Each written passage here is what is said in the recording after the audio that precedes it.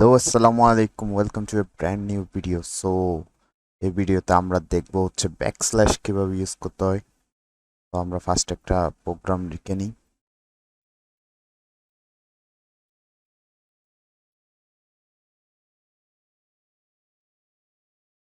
আমরা যেহেতু স্ট্রিং লিখবো অনেকগুলা, সো ডাবল কোটেশনের ভিতরে লিখতে হবে।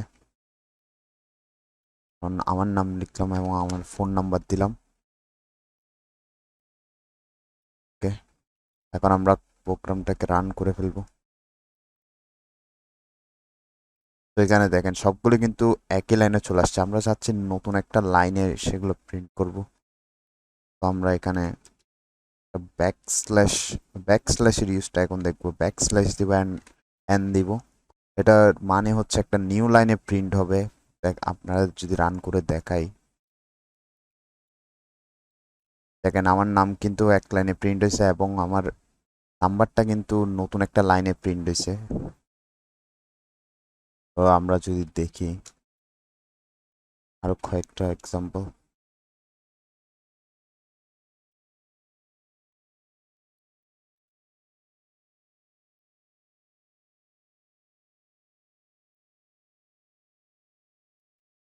আমরা একটা ব্যাক স্ল্যাশ করতেছি।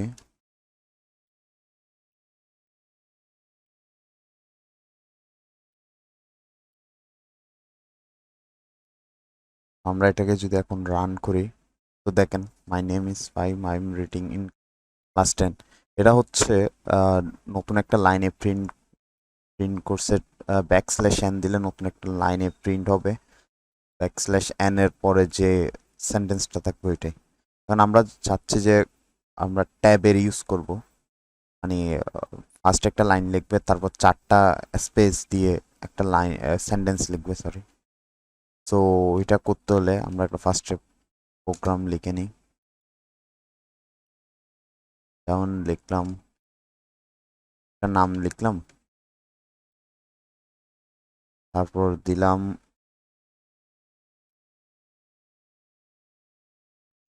ক্লাস। সো আমরা চাচ্ছি এই পুরাটা সেন্টেন্সটাকে দুই ভাগ করে চারটা স্পেসের পরে লিখবো এই ক্লাস 10টা। সো এখানে আমাদের দিতে হবে ব্যাকস্ল্যাশ টি।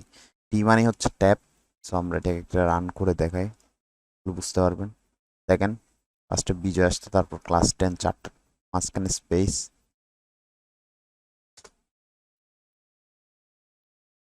তো যদি আমরা আরো কয়েকটা লাইন দেখে নিই,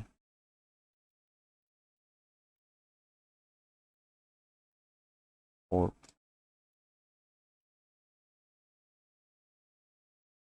এখানে মাঝখানে যদি আমরা এখন ব্যাকস্ল্যাশ টি ইউজ করি, তাহলে দেখেন দেখেন স্পোর্ট ফুটবল। এভাবে আমরা যদি এখন ডাবল কোটেশন ইউজ করতে চাই নামের মাঝখানে, তো আমরা সচরাচর ডাবল কোটেশন এভাবে ইউজ করি। যেমন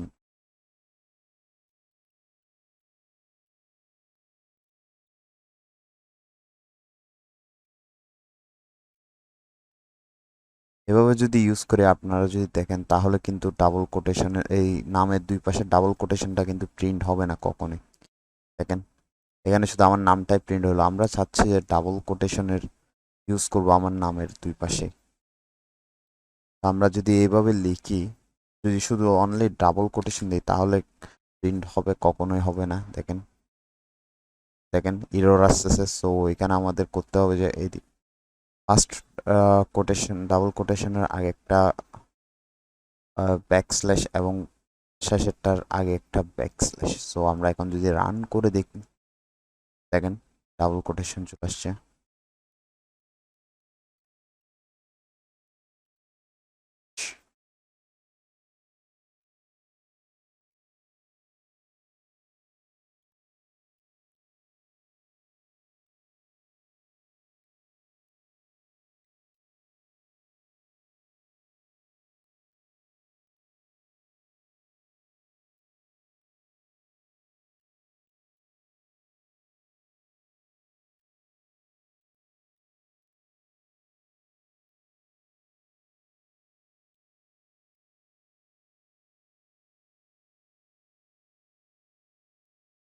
তো এটার যদি ডাবল কোটেশন ইউজ চাই তাহলে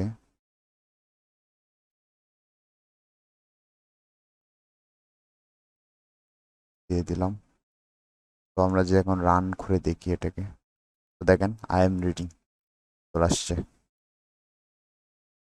তো এইভাবে আপনারা চাইলে অনেকগুলো প্র্যাকটিস করতে পারেন।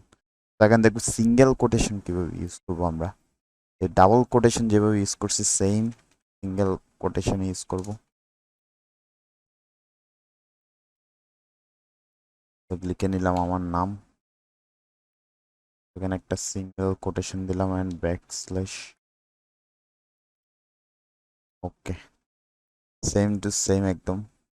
দেখেন আই এম দিয়ে হয়ে গেল। আমরা চাইলে অনেকগুলো প্র্যাকটিস করতে পারি, যেমন আমি আরো কয়েকটা দেখাই আপনাদের।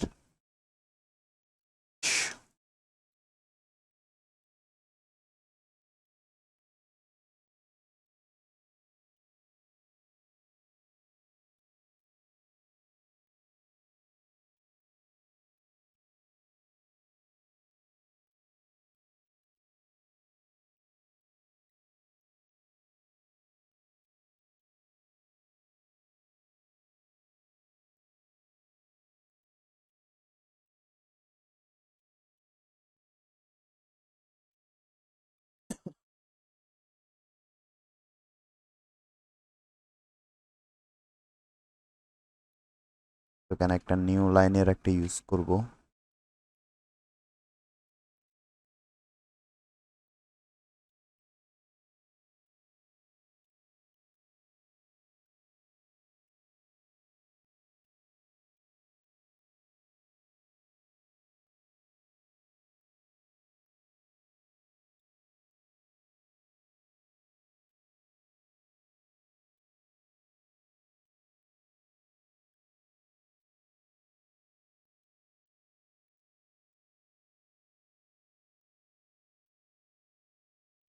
আর এই জায়গায় একটু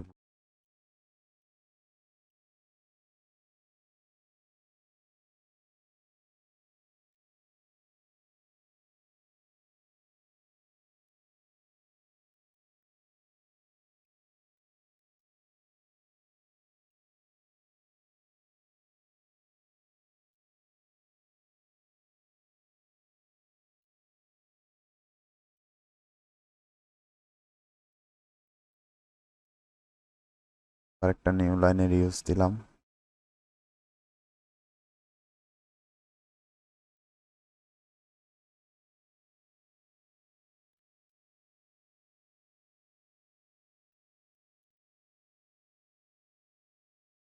এখন একটা সিঙ্গেল কোটেশন।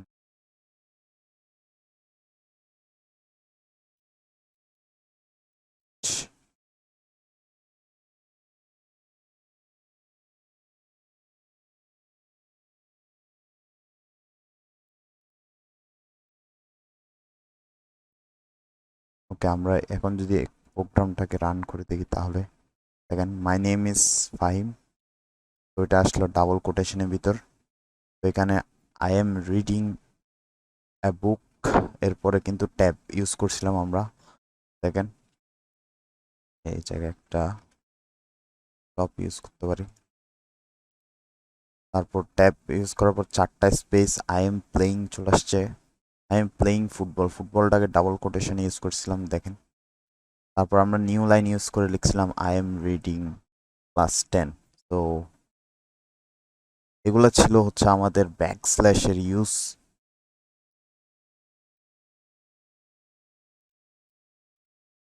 তো এইভাবে কিন্তু আপনারা অনেকগুলো আরো নিজেরা চাইলে প্র্যাকটিস করতে পারেন।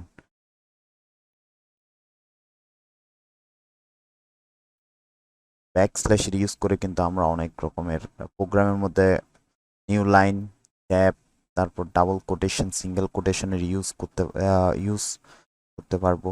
আমরা সামনে আরো দেখবো প্রোগ্রাম। তো এখনের মতো ভিডিও ছিল এতটুকুই। দেখা হচ্ছে আপনার সাথে নেক্সট ভিডিওতে। ততক্ষণ পর্যন্ত সবাই ভালো থাকবেন, সুস্থ থাকবেন। আল্লাহ হাফেজ।